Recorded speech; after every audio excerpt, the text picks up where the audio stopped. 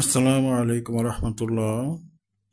সম্মানিত দিনী ভাইগণ, আশা করি এবং দোয়া করি আপনারা সকলেই ভালো আছেন।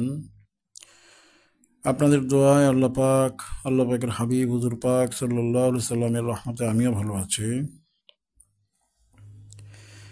আমি গত 2টা ভিডিও আগে একটা ভিডিও দিয়েছিলাম যে শক্তিশালী শরীর বন্ধনী তৈরিতে যে সকল গাছের শিকড় ও দ্রব্য প্রয়োজন হয় এগুলো আমি লিখেছিলাম। সেখানে আমি 2টা ভিডিও আগে আপনারা দেখে নেবেন। সেখানে আমি লিখেছিলাম রেহালের কাঠের টুকরা, বাঘের নখ বা বাঘের দাঁতের গুঁড়ো, আর যদি 2টার কোনোটাই না পাওয়া যায় সেক্ষেত্রে সমুদ্র ফেনা, সোনামুখী সুই এর সামনের অংশটা, শ্বেতমাকালের শিকড়, বনচারাল, গুয়ে বাবলা গাছের শিকড়, মাছ ধরার বড়শির মাথার যে অংশ ওইটা, খেজুর গাছের খড় এবং শিকড়, বরুই গাছের শিকড় কাটা, নিমুখী গাছের শিকড়, মনসা বা বনসা এক এক জায়গায় এক এক নাম বলে গাছের শিকড়, খেজুর গাছের শিকড়, মূল শিকড় যেটা ওই শিকড়টা, বেল গাছের শিকড় ও কাটা, খেজুর গাছের যে পাতা থাকে ওই পাতার মাথায় যে ছোট ছোট কাটা থাকে ওই কাটাটা কেটে নিতে হবে, খেজুর কাটা, শ্বেতলজ্জাবতীর শিকড়,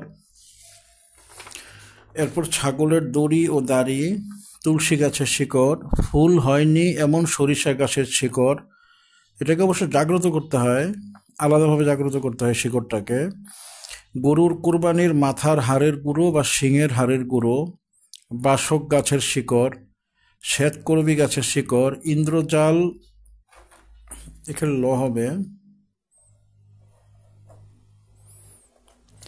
ইন্দ্রজাল বা মায়াজাল, এটা আবার হাজিরার উপরে ডিপেন্ড করবে, কারো কারো লাগবে কারো কারো দেওয়া যাবে না, যাদের লাগবে না এদেরকে দিলে কিন্তু আবার ক্ষতি হতে পারে। এই ইন্দ্রজাল মায়াজাল এটা হচ্ছে মূলত সমুদ্র মহাকালের বিষয়, এগুলো সমুদ্র মহাকালকে জিজ্ঞাসা করতে হবে যে এই লোকের কাছে এই যাকে বস্ত্র বন্দনা দিব তার কি ইন্দ্রজাল, মায়াজাল, আরও অনেকগুলো জাল আছে 6-7 রকমের, এগুলো দেওয়া যাবে কিনা উনি এটার ব্যাপার ডিসিশন হাজিরা দিবেন।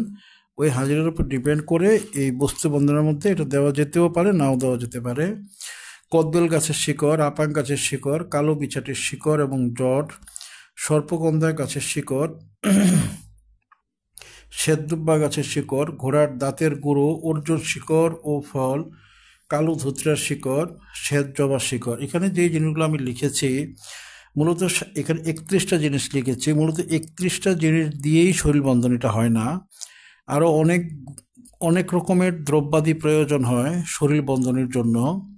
আমি কেন 31টা দিলাম আর কেন বাকিগুলো দিলাম না এই বিষয়টা আমি গত ভিডিওতে বলেছি, আজকে আমি আবার ছোট করে বলে দিচ্ছি।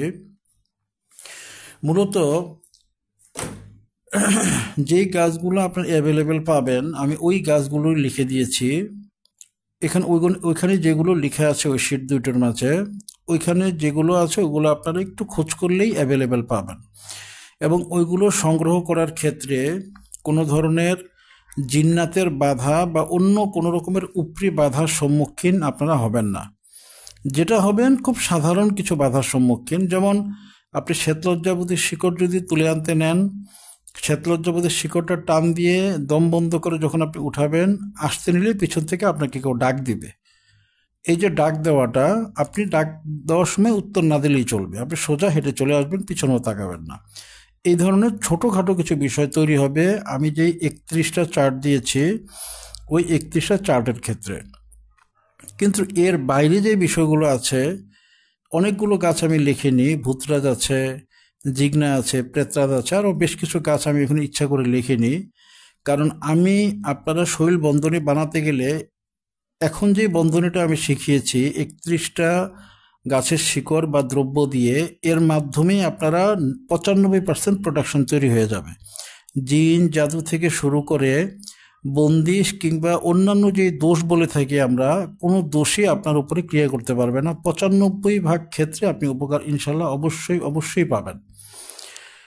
আর যদি বাকি যেই জিনিসগুলো আমি লিখিনি ওইগুলো যদি দেন সেক্ষেত্রে উপকার 100% পেলেও ওই জিনিসগুলো সংগ্রহ করার ক্ষেত্রে বেশ কিছু জটিলতা, ঝামেলা এবং খুব ভালো রিস্ক আছে। এই জন্য মূলত আমি ওটা লিখে নিই।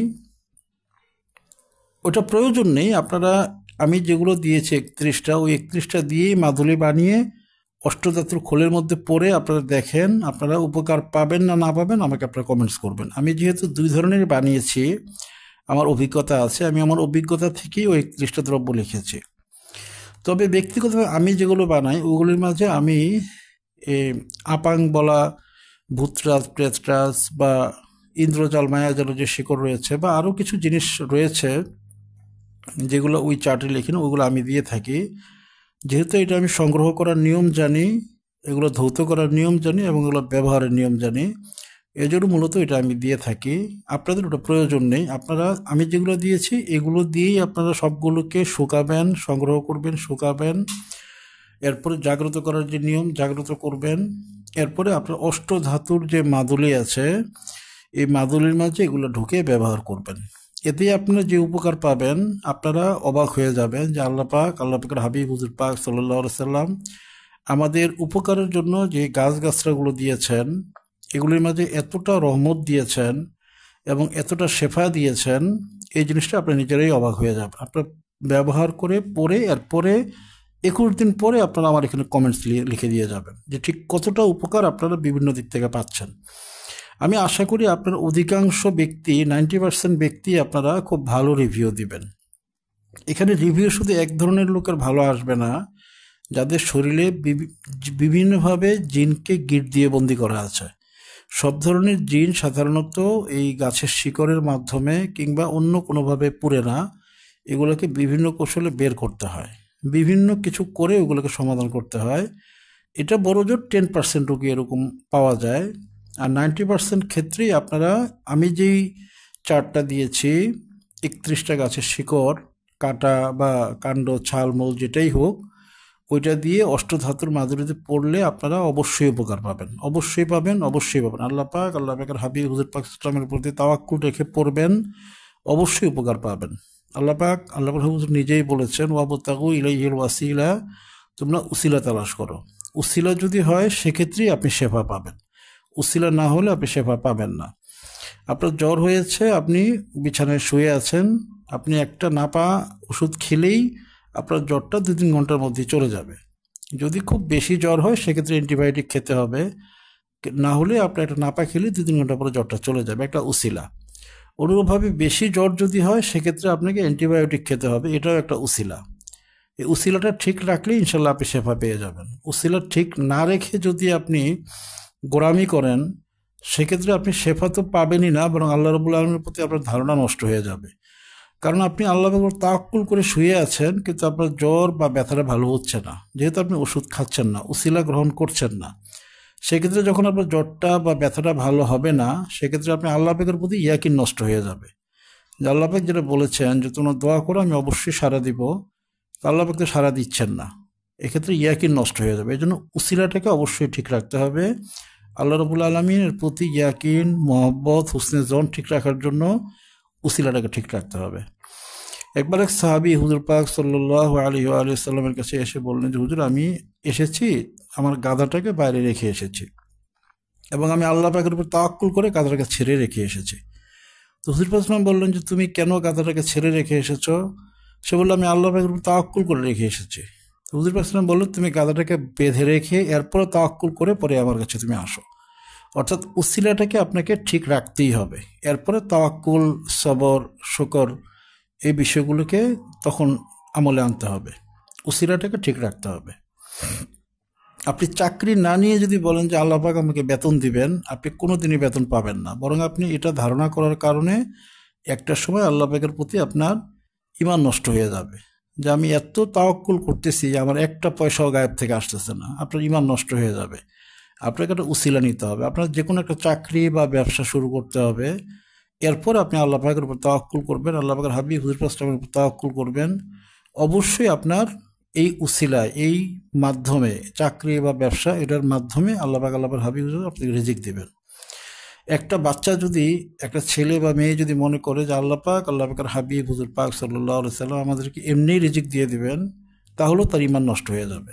কারণ কিছুদিন এভাবেই ইমান রাখার পরে যখন দেখবে গায়েব থেকে তার জন্য রিজিক আসে না, বরং তার রিজিকটা আসতেছে তার বাবার মাধ্যমে কিংবা তার মায়ের চাকরি বাকরির মাধ্যমে, তখন তার ইমান নষ্ট হয়ে যাবে। এই জন্য এই ওসিলার যে প্রসিডিওর, এই প্রসিডিওরটা ইমানদারদের জন্য জানা বোঝা ফরজ, না হলে সে ইমান ঠিক রাখতে পারবে না। যাই হোক, আমরা গাছের শিকড়কে উসিলা হিসেবে ব্যবহার করার যে বিষয়টা, এটা শিখিয়েছি। এখন আজকে আমরা শিখাবো, এটাও মুদব্বিরের জন্য ফরজ ইলমের অন্তর্ভুক্ত, যে এই যে জিনিসগুলা ওরা ব্যবহার করবে একটা খোলের মধ্যে রেখে, কিংবা 25 নকশা, যেটা বিভিন্ন রকমের কালামুল্লাহ শরীফের আয়াত শরীফের নকশা থাকবে বা আয়াত শরীফ থাকবে, এগুলো যে শৈলী ব্যবহার করবে, এই ব্যবহার করার ক্ষেত্রে সে সে ব্যবহার করবে অষ্টধাতুর একটা খোল বা আংটি বা মাদুলি। এটা সে কিভাবে বানাবে? বাংলাদেশে এখন যেহেতু প্রতারণাটা একটা কালচার হয়ে দাঁড়িয়েছে, একটা মানুষ আরেকটা মানুষকে প্রতারিত করতে পারলেই সে নিজেকে গর্বিত মনে করে। এই জন্য আমাদের সকলকেই যেন প্রতারিত না হতে হয়, এদিকে খেয়াল রেখে কাজ করতে হবে। আপনি জেনে রাখবেন, অষ্টধাতু বানানোর ক্ষেত্রে 95% স্বর্ণকারী প্রতারণা করে। এটা একেবারে পরীক্ষিত বিষয়টা আমার। 95% স্বর্ণকারী প্রতারণা করে, 5% প্রতারণা করে না। শুধুমাত্র যারা এই ইলমে সায়ের সুলুক তাসাউফ বুঝে, এরা প্রতারণা করে না, বা যাদের যে স্বর্ণকারদের বিভিন্ন সাধনা আছে তারা প্রতারণা করে না, কিংবা যে স্বর্ণকারদের কোনো হিন্দু শাস্ত্রের সাধনা আছে তারাও প্রতারণা করে না। কারণ তারা অষ্টধাতুরা বানালে তাদের উপরে জিন্নাতরা বা জাদুর খাদেমরা ডিস্টার্ব করতে পারে না, এজন্য তারা 1 নাম্বার অষ্টধাতুরাই বানিয়ে দেয়। কিন্তু যাদের মুসলিম শাস্ত্রের কিংবা হিন্দু শাস্ত্রের বা যে কোনো শাস্ত্রীয় সাধনা নেই, অর্থাৎ জিন্নাত এবং জাদুর খাদেমরা যাদেরকে সরাসরি ক্ষতি করতে পারে, তারা কখনোই অষ্টধাতু বানায় না। তারা ভয়ে বানায় না। এটা বানালেই তাদের উপরে টর্চার শুরু হবে। ঘুমের মধ্যে, আত্মীয় স্বজনের মধ্যে, বাসায় বাচ্চা কাচ্চা, আহলিয়া, এদের উপরে টর্চার হবে। এই জন্য তারা বানায় না। যাদের সাধনা আছে, বিভিন্ন সাধনা আছে এটার, তারা অষ্টধাতুরা বানায়। তবে আপনাকে পরীক্ষা করে নিতে হবে কারা বানায় কারা বানায় না। যেহেতু ব্যাপারটা বোঝা যাচ্ছে না, আপনি পরীক্ষা করে জিনিসটা বানাবেন। আজকে আমি আপনাদের অষ্টধাতু বানানোর ক্ষেত্রে কোন কোন বিষয়গুলো আপনারা খেয়াল রাখবেন, এই বিষয়টা আমি শিখিয়ে দিচ্ছি। এই বিষয়টা বাংলাদেশের অধিকাংশ লোকেরই জ্ঞানের মধ্যে নেই। সবাই মনে করে 8 ধাতুর সংমিশ্রণ দিলেই সেটা অষ্টধাতু হয়ে যায়, কিন্তু বিষয়টা ওরকম না। আপনার এটা পার্সেন্টেজ আছে, এই পার্সেন্টেজ অনুযায়ী যদি আপনি না মেশান, সেক্ষেত্রে এটা হয়তো ইফরিত জিনের জন্য কাজ করবে, গোল বা নাস্তাসের জন্য কাজ করবে না, কিংবা গোলের জন্য কাজ করবে, নাস বা ইফরিতের জন্য কাজ করবে না, কিংবা খান্নাসের জন্য কাজ করবে না। এভাবে অনেকগুলো পার্সেন্টেজ আছে। এই পার্সেন্টেজটা ঠিক রেখে করলে আশা করা যায়, যদি আল্লাহ পাক, আল্লাহর হাবিব যদি রহমত করেন, দয়া করেন, ক্ষমা করেন, মায়া করেন, সে উপকৃত হবে। আর যদি পার্সেন্টেজটা ঠিক না রাখেন, সেক্ষেত্রে তার উসিলা ঠিক না থাকার কারণে সে আল্লাহ পাকের পক্ষ থেকে সহযোগিতা পেতেও পারে, নাও পেতে পারে। উসিলা ঠিক যদি রাখে, পার্সেন্টেজটা ঠিক রাখে, আশা করা যায় আল্লাহ পাক, আল্লাহর হাবিব ইসলাম তাকে সহযোগিতা করবেন, যেহেতু সে উসিলা ঠিক রেখেছে। আজকে আমি পার্সেন্টেজটা বলে দিব এবং আপনাদেরকে যে ধাতুগুলো আছে চিনিয়ে দিব। আপনারা সবাই এটা চিনে নেবেন। আমি কালার এবং বর্ণনা দিয়ে দিব। আপনারা মোটামুটি আজকের ভিডিওটার মাধ্যমে আপনারা বেসিক জিনিসটা জেনে যাবেন। বাকি জিনিসগুলো জানতে হলে আপনারা আমার কাছে আসবেন, আমি তখন আরও একুরেট পরীক্ষা করার পদ্ধতি শিখিয়ে দিব। আজকের ভিডিওটার মাধ্যমে মেইন জিনিসটা আপনারা জেনে যেতে পারবেন ইনশাআল্লাহ। যদি আল্লাহ পাক, আল্লাহর হাবিব হুজুর পাক ইসলাম যদি রহমত করেন এবং কবুল করেন, আজকের ভিডিওটা আপনাদের জন্য খুবই মূল্যবান একটা ভিডিও হচ্ছে ইনশাআল্লাহ। আমি প্রথমে এখানে 8 রকমের ধাতু আছে, আপনারা একটু খেয়াল করুন। এখানে 3, 3, 6, 7, 8 রকমের ধাতু এখানে আছে। আমি প্রত্যেকটা ধাতুর সাথে আপনাদের মোটামুটি পরিচয় করিয়ে দিচ্ছি। প্রথমে লেখা আছে দেখুন, তামা, অষ্টধাতুর একটা খোল। এটা হচ্ছে অষ্টধাতুর একটা খোল। এটার মধ্যে 8 রকমের ধাতু মিশানো আছে। পারদটা দেওয়া নেই, পারদটা পরে দিব। যখন এটা তাবিজে ভরা হবে তখন পারদ দিয়ে দেওয়া হবে। বাকি 7 ধাতু এখানে মিশানো আছে। কিভাবে মিশানো? লোহার এই ইয়ার হচ্ছে রূপার পাত, এই পাতটা রূপার পাত। পিছনের যে এই যে পাতটা আছে, এই পাতটা বানানোর সময় এবং এই মাথাটা বানানোর সময় এখানে যে পার্সেন্টেজটা আছে এই পার্সেন্টেজ অনুযায়ী স্বর্ণকারকে দিয়ে বানানো হয়েছে। এই মূল যে পাতটা এটা হচ্ছে রূপার পাত, পুরোটা কবজ হচ্ছে রূপার।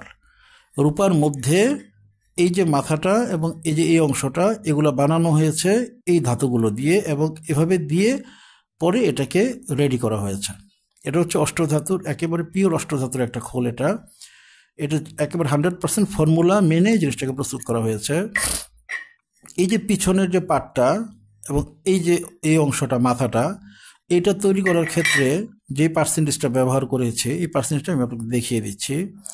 মূল কবজের তামা হবে 1 থেকে 2% বা সর্বোচ্চ 3%। তামাটা আমি আপনাদের কাছে নিয়ে দেখিয়ে দিচ্ছি। দেখুন তামার গুঁড়ো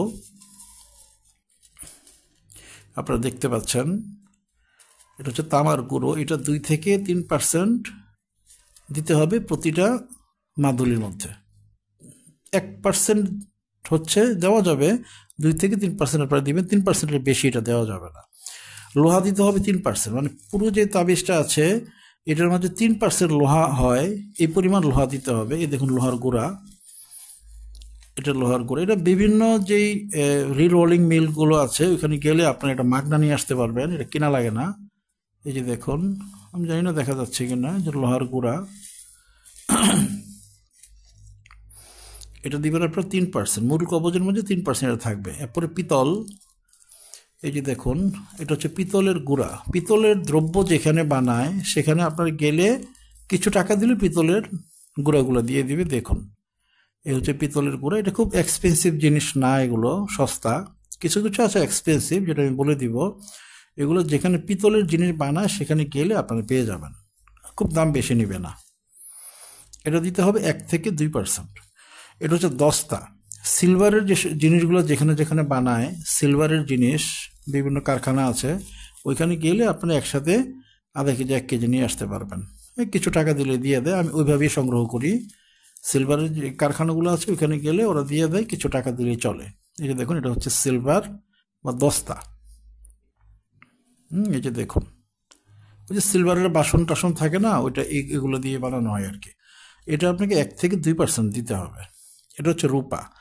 যদি রূপার মাদুলিতে বানান, যেমন এই যেটা এটা আমি দেখালাম, যেটা পুরো বডিটা হচ্ছে রূপা, সেক্ষেত্রে আপনাকে রূপা দেওয়ার কোনো প্রয়োজন নেই, যেহেতু মাদুলির মধ্যেই রূপার অস্তিত্ব আছে, সরাসরি বডিটাই রূপার, সেক্ষেত্রে এই রূপাটা আপনাকে দিতে হবে না। আর যদি আপনি রূপা দিয়ে না বানান, খরচ কমানোর জন্য আপনি এটাকে লোহা দিয়ে বানান, যে আমি অষ্টধাতুর পুরা খোলটা দিব লোহা দিয়ে, হ্যাঁ, আর শুধু অষ্টধাতুর যে মিক্সটা এটা এখানে দিয়ে দিব এবং এখানে দিয়ে দিব, সেক্ষেত্রে আপনাকে এই পুরাটা লোহা দিলে, এই যেহেতু এর মধ্যে রূপা নেই, রূপাটা সরিয়ে দিয়েছে, সেক্ষেত্রে আপনাকে আবার এই রূপাটা যোগ করতে হবে। সেক্ষেত্রে আপনাকে 60 থেকে 80% রূপা যোগ করতে হবে যদি আপনি এটা পুরো বডিটা করেন।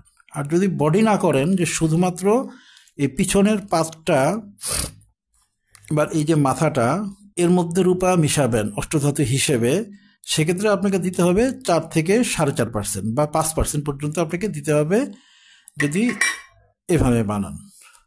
এই হচ্ছে রূপাটা, আপনারা দেখে রাখুন। এরকম দোকান এরকম থাকে, আমি কিনে নিয়ে এসেছি, আপনাদের দেখাচ্ছি।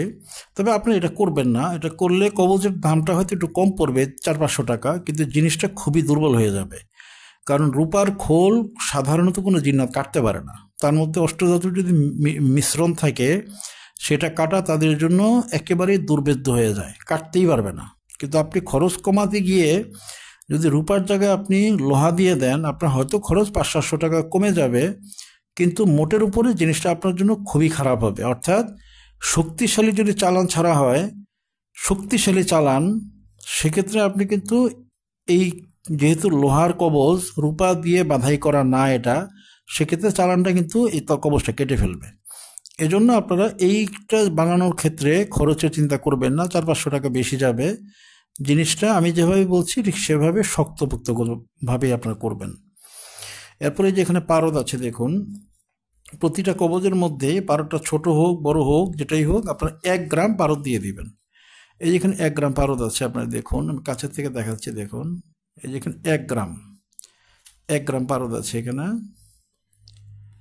এই 1 গ্রাম পারদটা আপনারা মিশিয়ে দিবেন। যদি মিশাতে না পারেন, এটা দৌড়াদৌড়ি করে, এটা সহজে মিশানো যায় না ধাতুর সাথে। আমি জানি না আমি দেখাতে পেরেছি কিনা, আমি একটু কাছে নিয়ে দিই, আপনারা দেখুন।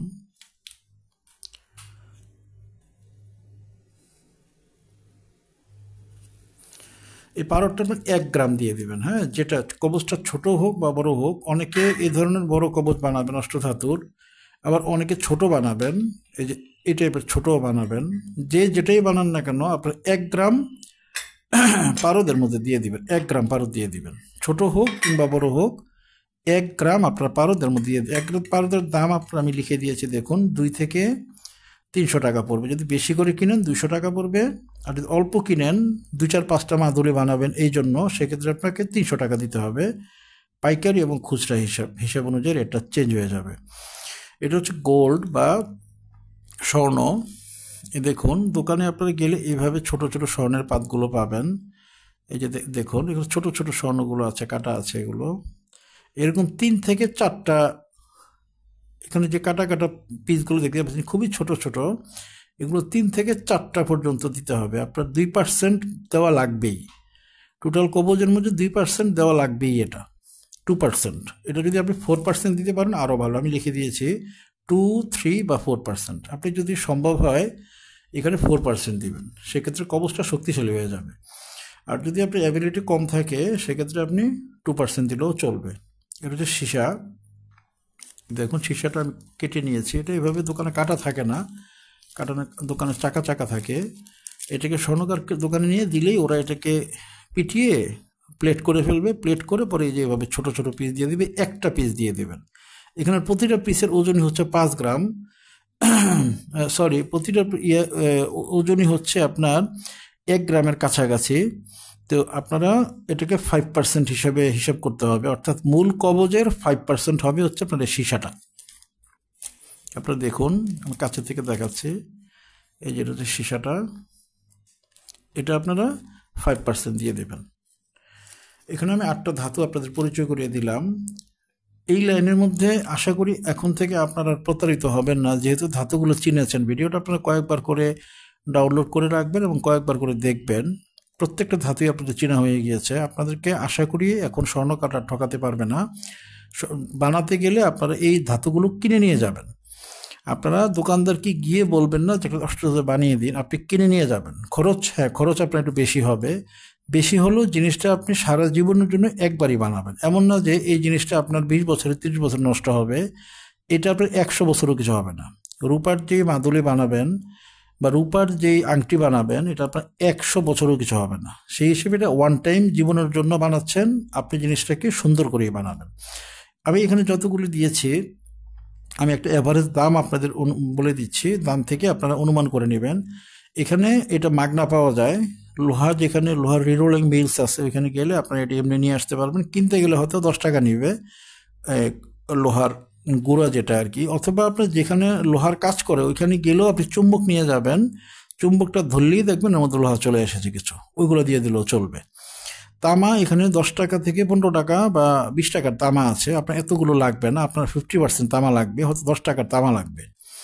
রূপা এখানে এই যদি আপনি প্লেটটা রূপা দিয়ে বানান, এই পুরো বডিটা যেটা আমি শিখালাম, পুরো প্লেটটা যদি রূপা দিয়ে বানান আপনার মোটামুটি এই 1000 টাকার রূপা যাবে। 1000 টাকা থেকে 1200 টাকার রূপা যাবে আপনার, শুধু রূপার দাম যাবে 1000 থেকে 1200 টাকার মতো হবে, একটু কম বেশি তাবিজ বুঝে। এটা হচ্ছে বড় খোল, এটার মধ্যে বেশি যাবে। আপনারা যদি ছোট খোল বানান, আমি যে দ্রব্যগুলোর নাম দিয়েছি 31টা গাছের শিকড়, ওটার জন্য এই সাইজের খোল হলেই চলবে, একবারে বড়টা লাগবে না, এই সাইজের হলে চলবে। এটার মধ্যে 1000 থেকে 1200 টাকার রূপার পাত লাগবে আর কি।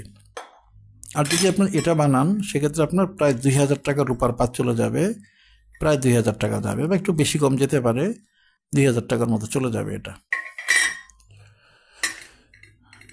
তারপর হচ্ছে তারপরে দস্তা হচ্ছে সিলভার। আপনার যেখানে বাসন কোসন প্লেট টেট বানায় টানায় ওইখানে গেলেই আপনারা এই সিলভার পেয়ে যাবেন। এটাও কিনতে হয় না, আর কিনতে গেলে 10 টাকার বা 20 টাকার কিনে নিয়ে আসলে চলবে। এটা দিয়ে আপনি মোটামুটি 4-5টা কবচ বানিয়ে ফেলতে পারবেন। এগুলো কিনে নিয়ে যাবেন, স্বর্ণকারের কাছে এগুলো কিনে নিয়ে যাবেন। এটা হচ্ছে পিতল, যেখানে পিতলের কাজ করে ওইখানে গেলেই আপনি পিতলটা পাবেন। 20 টাকার পিতল কিনে নিয়ে আসলে বা 30 টাকার বা 40 টাকার পিতল কিনে নিয়ে আসলে আপনার জন্য যথেষ্ট। এটা দিয়ে আপনি 5-6টা খোল বানিয়ে ফেলতে পারবেন। এরপরে রয়েছে সীসা। এই সীসাগুলো আপনি ওই স্বর্ণকারের দোকানে গিয়ে স্বর্ণকারের দোকানে পাবেন, কিংবা রাস্তায় যে বিক্রি করে বিভিন্ন অষ্টধাতুর ওইসব জায়গা থেকে কিনবেন না, এগুলো সব 2 নম্বর জিনিস। আমি বিভিন্নভাবে চেক করে দেখেছি, ওরা সব রিজেক্টেড এবং 2 নাম্বার 3 নাম্বার জিনিসগুলো বিক্রি করে। ওগুলো থেকে কিনে আপনি উপকার কখনোই পাবেন না। উপকার কেউ পেয়েছে কি না সেটা আমাকে একটা লোক দেখাবেন। আপনার উপকার পেয়েছে এমন একটা লোক আমাকে দেখাতে পারবেন না। যাই হোক, এই জিনিসটা আপনারা খোঁজ করলেই পেয়ে যাবেন। ঢাকার চকবাজার, মৌলভীবাজার কিংবা স্বর্ণকারের দোকানেও আপনি এটা পাবেন। আপনি ভালো করে চিনে রাখেন জিনিসটা, খুব ভালো করে চিনে রাখেন যেন আপনাকে ঠকাতে না পারে। এই জিনিসটা যদি পরিমাণ কম হয় তাহলে কিন্তু তাবিজটার শক্তি কম হবে। দেখুন জিনিসটা খুব ভালো করে আমি কাছে থেকে দেখাচ্ছি, চিনে রাখুন। এটা কিন্তু খুব ভালোভাবে জিনিসটা কিন্তু আপনাকে দিতে হবে, 5% পরিমাণ দিতে হবে, কম দিলে হবে না। কম দিলে জিনিসের শক্তিটা দুর্বল থাকবে। মনে করেন আপনি চা বানাচ্ছেন, আপনি চা পাতা দিয়েছেন হচ্ছে 50%, পানি দিয়েছেন 50%। হ্যাঁ, আপনার এটা কি চা হবে? এটা কি খেতে পারবেন আপনি? আপনাকে চা পাতা দিতে হবে হয়তো 10 থেকে 15%, চিনি পানি দিতে হবে 60-70%, চিনি দিতে হবে 10 থেকে 12%, দুধ দিতে হবে 5 থেকে 7%, মাল্টোবা, হরলিক্স বা এই টাইপের জিনিসগুলো দেয়, এগুলো দিতে হবে আরও 4 থেকে 5%, বিস্কিটের গুঁড়ো দিতে হবে আরও 2 থেকে 3%। এরপরে একটা আদর্শ চা হবে। এখন আপনি ওই 50-50% মিলাই দিচ্ছেন, কিংবা আপনি চা পাতা দিচ্ছেন 25%, চিনি দিচ্ছেন 25%, দুধ দিচ্ছেন 25%, পানি দিয়েছেন 25%, এভাবে যদি আপনি বানান তাহলে কি চা হবে? এটা কিন্তু সুস্বাদু চা হবে না। অর্থাৎ পার্সেন্টেজটা আপনাকে ঠিক রাখতে হবে। কোনোটা 2-3%-এর বিষয় আছে, কোনোটা আবার বেশি পার্সেন্টেজ আছে, বুঝে আপনাকে জিনিসটা করতে হবে। ওইভাবেই আপনি কিনে নিয়ে যাবেন। এরপরে যে গোল্ড আছে দেখেন, গোল্ড আমি দেখিয়েছি, সবগুলোই দেখানো হয়েছে। যাই হোক, এই 8 ধাতু, যদি আপনার 8 ধাতু দিয়ে আংটি বানান সেক্ষেত্রে এটা হচ্ছে আপনার 8 ধাতুর একটা আংটি। দেখুন, এটা রূপা দিয়ে বানানো হয়েছে। রূপা দিয়ে বানানোর পরে আপনি এই যে মিশ্রণটা, যে পার্সেন্টেজ দেওয়া আছে, এই মিশ্রণটা স্বর্ণকারকে বলবেন এই যে কবচটা আছে, এই কবচটার এই জায়গাটার মধ্যে, এই জায়গাটার মধ্যে লেপে দেওয়ার জন্য বলবেন। এটাকে গলাবে, গলিয়ে এই জায়গাটার মধ্যে লেপে দেবে। এই জায়গায় দিবে অর্ধেক, এবং এই সাইডে এই জায়গাটার মধ্যে দিবে বাকি অর্ধেক। এই জায়গাটার মধ্যে বাকি অর্ধেক দিবে, দিয়ে এটাকে একটা লেপে দিবে আর কি, গরম করে হিট করে লেপে দিবে, লেগে যাবে। ওটা খুব ভালো করে দেখুন। এই সাইডে দেখুন কালারটা একটু অন্যরকম। এখানে মাথুটা বানানোর পরে ওইটাকে লেপে দেওয়া হয়েছে। অষ্টধাতুর যে জিনিসগুলো আছে এগুলো লেপে দেওয়া হয়েছে, আপনি ভালো করে খেয়াল করে দেখুন। 2 সাইডে লেপে দিবেন, ওটা হাতের মধ্যে খোঁচাও দেবে না। যদি আপনারা বানান, অনেকে আছে তাবিজ ব্যবহার করতে চায় না, তাদের জন্য আপনারা আংটি বানান। আংটি তাবিজ, যেটা হচ্ছে তাবিজ কিন্তু এটা আংটি একটা, যেটা হাতের মধ্যে এই যে এভাবে পরিধান করবে। এক্ষেত্রে বানাতে গেলে আপনার এই পার্সেন্টেজটা খেয়াল রাখবেন। প্রথমে আপনারা বানিয়ে ফেলবেন হচ্ছে রূপার পুরো প্লেটটা বানাবেন। বানিয়ে এই যে পিছন অংশটা আছে, এই পিছন অংশের মধ্যে অষ্টধাতুর যে মিশ্রণটা করেছেন, মিশ্রণটা এইখানে লাগিয়ে দিবেন। এই যে এই পিছন অংশটার মধ্যে লাগিয়ে দিবেন। লাগিয়ে দিলে এটা অষ্টধাতুর আংটি হয়ে যাবে, আর পুরাটা হবে রূপার। আপনার যদি সামর্থ্য বেশি হয় আপনি পুরাটাই, একেবারে পুরাটা গলিয়েই আপনি অষ্টধাতু করতে পারেন, যেটা আমি করি। আমি যেটা করি, এই যে এটা হচ্ছে আমার একটা করা, এটা আমি পুরাটাকে গলাই, পুরাটাকে গলিয়ে এরপরে সেটাকে আমি অষ্টধাতু বানাই। সেক্ষেত্রে জিনিসটা খুবই শক্তিশালী হয়, কিন্তু এটা খুব এক্সপেন্সিভ হয়, খুব এক্সপেন্সিভ হয়। আপনারা যদি একটু স্বল্প খরচের মাঝে করতে চান তাহলে আমি যে বুদ্ধি দিয়েছি এই বুদ্ধিতে করলে জিনিসটা আপনারা অষ্টধাতুর জিনিসও হবে, পাশাপাশি কম খরচ হবে। আর যদি সামর্থ্য মাঝামাঝি হয় সেক্ষেত্রে আপনি এই পুরো রিংটা করবেন অষ্টধাতু, এই রূপার। আর এই যে বডিটা আছে, এই যে খোলটা যেটা আর কি, এই খোলটা আপনি অষ্টধাতুর দিয়ে বানাবেন, পুরোটা অষ্টধাতু দিয়ে বানাবেন। এটা হচ্ছে রূপার পুরোটা, এটা অষ্টধাতু না। এটা এই অংশটা শুধুমাত্র অষ্টধাতু করা হয়েছে, এটা অষ্টধাতু, বাকি পুরোটা হচ্ছে রূপা। তা আপনি এভাবেও করতে পারেন, জিনিসটা কাজ হবে। আর যদি আপনি এটা মনে করেন যে আমরা 3 ধাতু দিয়ে বানাবো, আমাদের সামর্থ্য খুবই কম, আমরা অষ্টধাতু ব্যবহার করব না, আমরা কম খরচের মধ্যে খোলটা বানাবো, সেক্ষেত্রে আপনি পুরো এই এই ধরনের একটা খোল, এই খোলটা, এই পুরো বডিটা হবে লোহা, এই পুরো বডিটা হবে লোহা। হ্যাঁ, পুরো বডিটা হবে লোহা। এই সাইডে যে অংশটা আছে, এই পিছন দিক দিয়ে আপনি দিয়ে দেবেন হচ্ছে রূপা। এই পার্টটা হবে রূপার। এবং এই যে পাটটা আছে, এই যে মাথাটা, এই মাথাটা হবে তামা। দেখেন আমি তামা লিখে দিয়েছি, আপনারা দেখতে পাচ্ছেন কিনা আমি জানি না, আমি তামা লিখে দিয়েছি।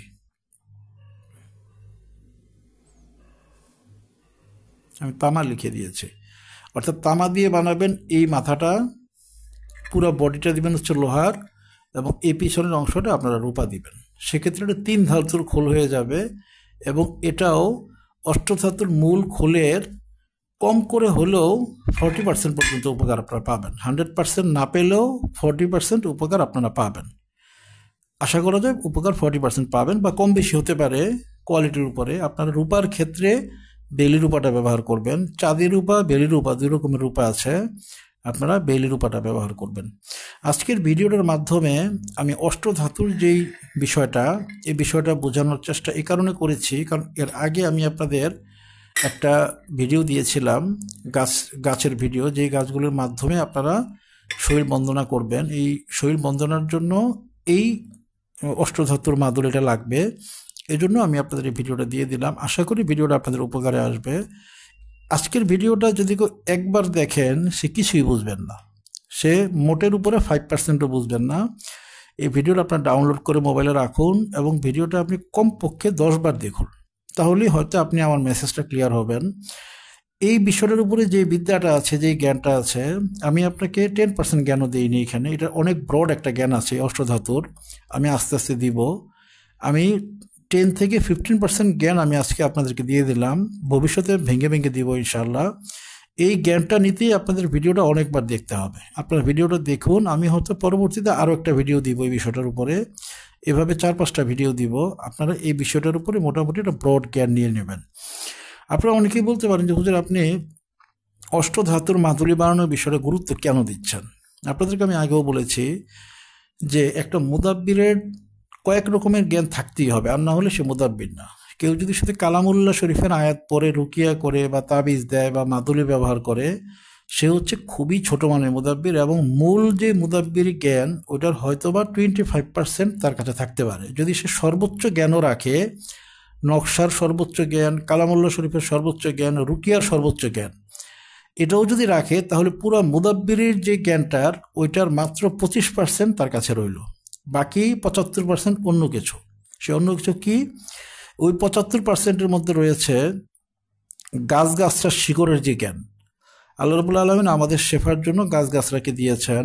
আজ থেকে 200-300 বছর আগে ইবনে সিনা, যখন সে হচ্ছে মেডিকেল সায়েন্সের জনক, ইবনে সিনা, এই ইবনে সিনা যখন ওষুধ বানানোর যে বর্তমান বিজ্ঞান, বিশেষ করে কেমিক্যাল, বা এই বর্তমান ফার্মাসিতে যেগুলো শেখানো হয়, ফার্মাসি ডিপার্টমেন্টে কেমিক্যাল কম্বিনেশনের মাধ্যমে ওষুধ তৈরি করা, এইগুলো উনি তৈরি করার পূর্বে এই ভেষজ বা গাছগাছরা বা ইউনানি বা আয়ুর্বেদিক, এগুলোই চিকিৎসা পদ্ধতি ছিল। এই পদ্ধতিটা এই অ্যালোপ্যাথিক আসার কারণে চিকিৎসাটা দুর্বল হয়ে গিয়েছে। এখন সবাই অ্যালোপ্যাথিক চিকিৎসার দিকে ঝুঁকে গিয়েছে। তো যাই হোক, এই গাছগাছরার যে জ্ঞানটা, এটা মূলত পৃথিবীতে মূল চিকিৎসা পদ্ধতি ছিল। এটার মাধ্যমেই চিকিৎসা করা হতো, এবং এটার যে শিকড়গুলির মাধ্যমেই অদৃশ্য জগতের সমস্যা থেকে বেঁচে থাকা হতো আগে।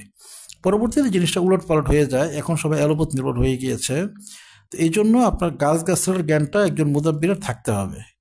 গাছের মাধ্যমে ওষুধ তৈরি করার জ্ঞানটা জরুরি না, যেহেতু সে মুদাব্বির, জিন জাদু নিয়ে কাজ করে, তাকে গাছের শিকড়গুলো নিয়ে জানতে হবে এবং কাঁটাগুলো নিয়ে জানতে হবে।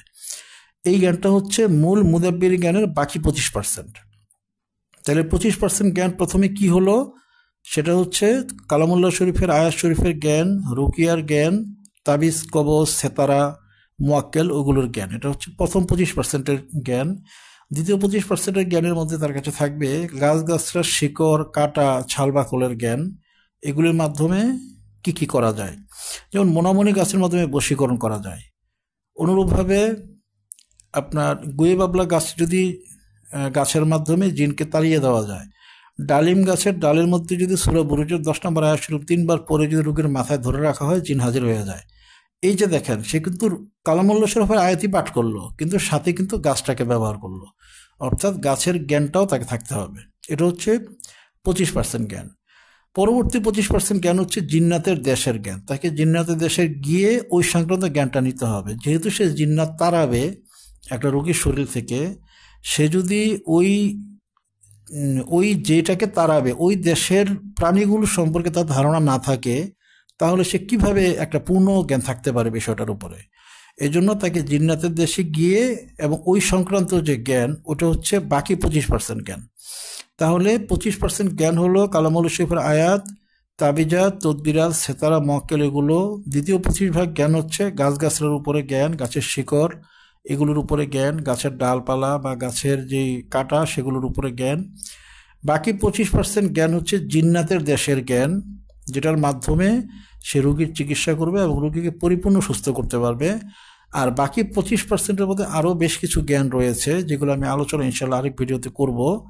যদি কোনো মুদাব্বির শুধু কালামুল্লাহ শরীফের আয়াত পড়েই রুকিয়া করে বা তাবিজ কবজ করে বা তাবিজ দেয় বা ঝাড়ফুঁক করে কিংবা নকশা লিখে তাবিজ দেয় কিংবা মুআক্কালাতের মাধ্যমে যেটাই করুক না কেন, কালামুল্লাহ শরীফের সাথে সম্পৃক্ত ওইটা হচ্ছে প্রথম 25% জ্ঞান, এবং ওই মুদাব্বির 25% মধ্যেই শুধু জানে।